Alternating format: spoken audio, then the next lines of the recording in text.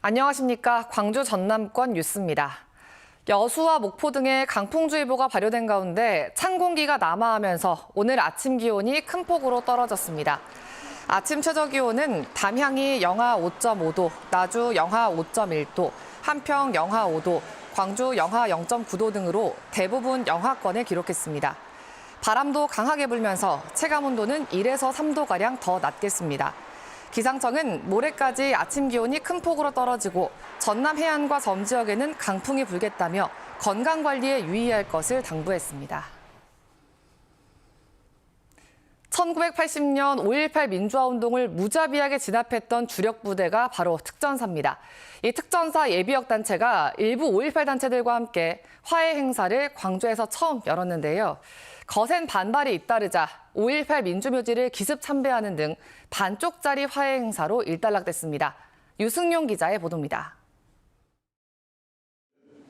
5.18 기념문화센터 강당이 검은 베레모를 쓴 특전사 동지회 회원들로 가득 찼습니다.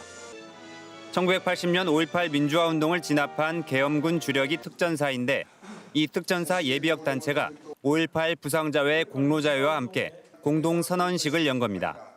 이들은 당시 계엄군 장병도 피해자로 규정하며 화해와 용서를 말했습니다. 강경 진압의 트라우마에 정신적, 육체적으로 고통을 받고 있는 또 다른 피해자로 인식되고 있습니다. 계엄군 장병들의 노고에 대한 보상이 필요하다며 제도적 지원을 추진하는 내용도 담겼습니다.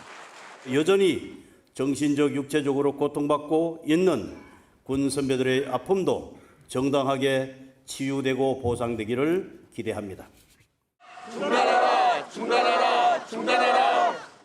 하지만 5.18 공법단체 가운데 유족회가 불참한 데다 시민사회단체의 거센 반발이 이어졌습니다. 사과와 진상규명 협조가 먼저라며 행사 철회를 요구했고 일부 충돌을 빚기도 했습니다. 진실규명과 5.18 역사 바로 세우기에 동참하고 나서고 있지 않은 그들에게 무슨 놈의 용서와 화해란 말입니까? 당초 오후로 예고됐던 5.18 민주묘지 참배는 반발을 의식한 탓인지 전혀 알리지 않은 채 아침에 아무도 없는 사이 기습적으로 진행해 빈축을 샀습니다. KBS 뉴스 유승용입니다.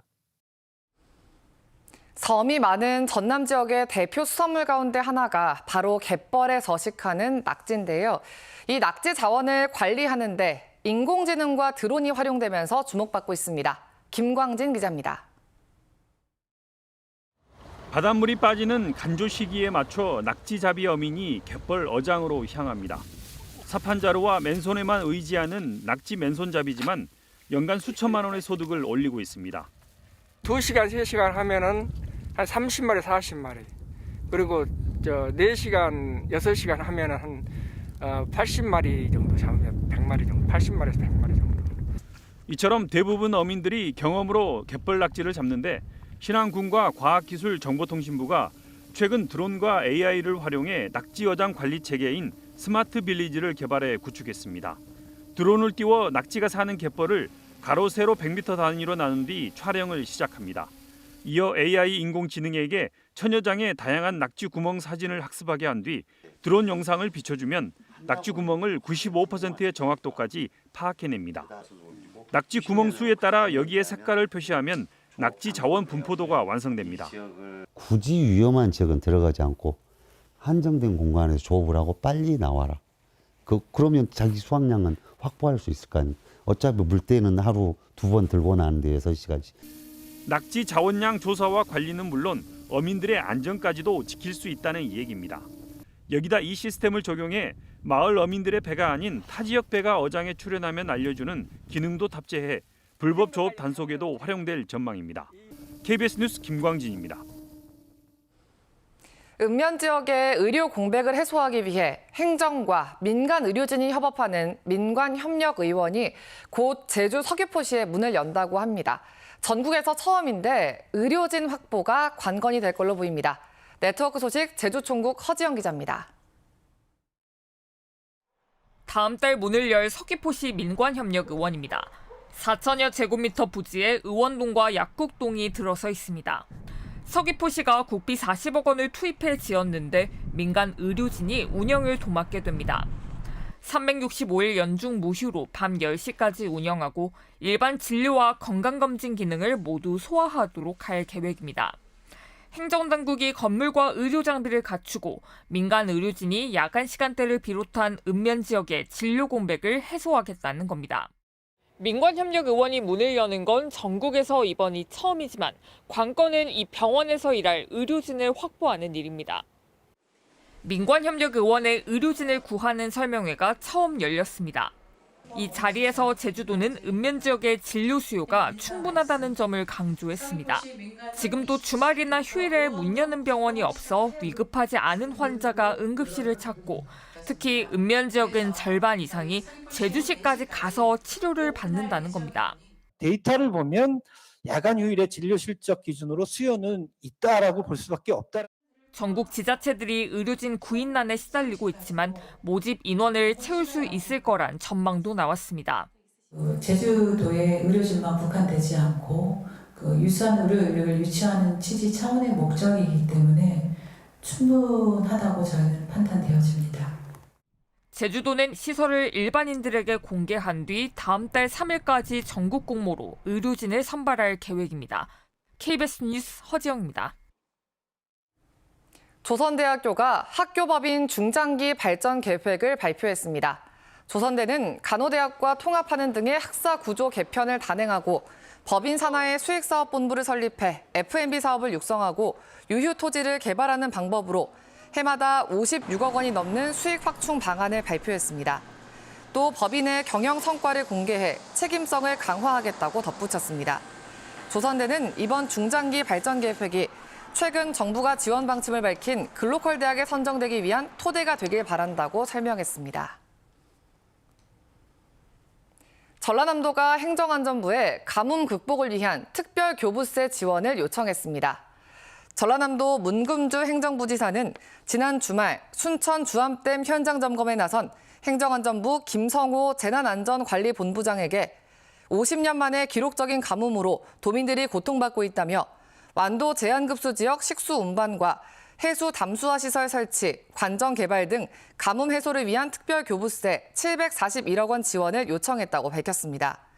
지난해 전남 지역의 총 강수량은 846mm로 평년의 60%에 그쳤습니다. TV조선 재승인 심사위원장인 광주대학교 윤모 교수가 구속된 것과 관련해 더불어민주당 광주시당이 윤석열 정부의 시대착오적인 방송 장악 시도를 중단하라고 촉구했습니다. 민주당 광주시당은 윤석열 정부 출범 이후 방송통신위원회가 감사와 수사, 감찰을 연달아 받고 있다며 이는 방송 장악을 위한 수순으로밖에 보이지 않는다고 주장했습니다. 앞서 지난주 서울 북부지법은 TV조선 재승인 심사 과정에서 고의로 평가 점수를 낮춘 혐의를 받는 광주대 윤모 교수에 대한 구속영장을 발부했습니다. 프로축구 광주FC가 오는 22일 오전 11시부터 2023 시즌 멤버십 카드와 티켓북 판매를 시작합니다.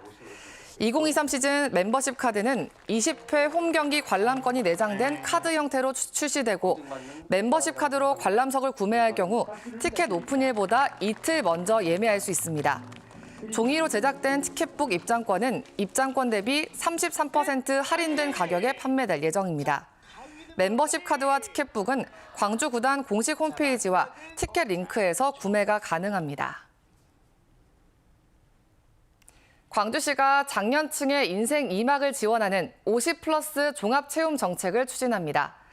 광주시는 50플러스 종합체험 정책에 사업비 32억 원을 투입해 일자리 확대와 디지털 역량 강화 교육, 전담기관인 빛고울 50플러스 센터 지원체계 확대, 장년 정책 지원 시설 확충 등 4개 분야 34개 사업을 펼친다고 밝혔습니다. 찾아가는 교육과 체험존 운영, 100세 시대 특강 등 교육 프로그램과 법률 상담, 치매 조기 검진도 진행합니다. 빛고울 50플러스 센터는 동구 학동에 있으며 온라인 사이트 빛고울 50플러스에서 문의할 수 있습니다.